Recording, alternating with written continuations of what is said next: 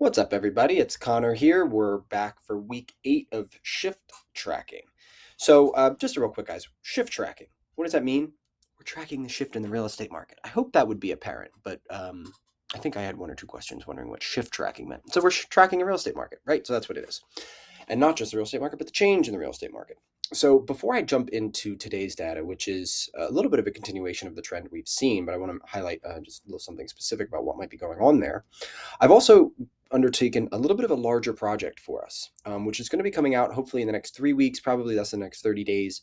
I went through basically 3 large data sets, and then we also had a large conference through Keller Williams, our mortgage, our real estate company, that also did some economic, statistic, and forecasting data that we're going to use some of that too. So the main three sources that we use: the National Association of Realtors, the New Jersey Association of Realtors, they're connected but slightly different, and then our Bright MLS, which is the multiple listing service where all of the agents put their listings on, which has its own internal statistics. So we're going to take all 3 of those data sources plus the economics that we got from the conference, and we're putting all that together, and we're going to do it. We haven't decided if we're going to do it pre-recorded like we're doing here with you now, or if we're going to run this as a live webinar, and in which case we'd invite anybody. If you're watching this video, you'll get the invitation to the webinar where you could watch live and even ask questions and talk to us about maybe some specific data points that you're seeing. But we'll get to that in a little bit. So without much further ado, I just want to show you a little bit about what we've been tracking. Again, right? These are our big columns here. These are the big rows, I guess we should say, that are most important to kind of driving the conversation about the trend, right? Week 2 is the only exception to the trend that we've been tracking, right? Where we had more new listings than we did that went under contract or that became pending. Every other week since, right? Every other week since, our new listings have been lower than our under contracts, and it's creating a housing shortage. Remember the toilet paper shortage of 2020? Okay, we're about to get into a housing shortage, and that scares me. Not just because I'm a realtor, but because the fabric of society starts to have a lot of issues when you get into a housing shortage, right? We were up here at a decent amount of units, right? Total active listings, up over 1,500. We kind of went down, but stagnated here around the mid 1,400s. But now we're like in free fall, right? We're down at 1,320. Just 6 weeks later, we've lost almost a sixth of the available listings. Shown another way, look at the total volume, right? If you were to add up every price of every home on the market, you'd come out to these high 500 numbers, kind of higher 400 numbers, and now we're below 450. So since week 2 of this year, all the way to week 8 of this year, in 6 weeks, we have lost almost $80 million in total available volume on the market, right? Of those many homes, right? 250 some odd homes equal about 80 million in total available homes for sale. That's troublesome, right? That is really troublesome. I'm not quite sure what's going to turn the corner and all of a sudden we're going to get a host of really new listings.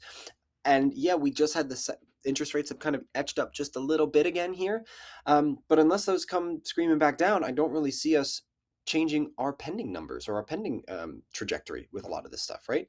So I'm kind of caught. I'm kind of torn here, right? I mean, we really want to see the new listings come up, but we want to see the pendings kind of stay flat if possible. So anyway, that's going to kind of do it for us this week. But the big thing I really want to, put on your radar here is sometime in the next 30 days, I think it's going to be really important for us to take a look at this national data. Look, as a major suburb, right? The Burlington, Camden, Gloucester counties outside of the 6th largest metropolitan area in the country, with a city that has a high kind of leave rate and the suburbs become kind of the blessing of that, we may be insulated in a weird way here that's not representative of the overall national data. And so what I want to make sure we are very clear about is, how are you interpreting the data that you see on news, in your car, on the radio, things like that? And then how does that actually pass through your mental filters with some knowledge here about, okay, well, my local real estate market is slightly different than that because you want to know why, right? And it's important that when you're chatting with people around the water cooler or a dinner table or whatever, and clients, of your own capacity, if you have an affiliate business that has to do with real estate, you want to know about, okay, what's going on in the real estate market and how's that's going to start to affect me here locally? Whether you're an investor that owns properties, whether you're going to be a first-time home buyer, whatever it is. I mean, there's a lot of things that you need to understand about. Well, does it make sense to buy right now, in 3 months, in 6 months, in 12 months? Should I sell now, 3 months, 6 months? Same conversation. it's important to understand scope, perspective, and we can only do that when we kind of zoom out a little bit and take a much more macroeconomic view. So that's what I'm going to do with you hopefully in the next 30 days. I'll keep obviously all of you posted. You'll get multiple emails about it, just in terms of inviting you to the webinar if we do it live, or if we have the pre-recorded session, it'll come out like this, a little bit more longer format. Anyway, have a great week. I hope to see all of you next week. Bye.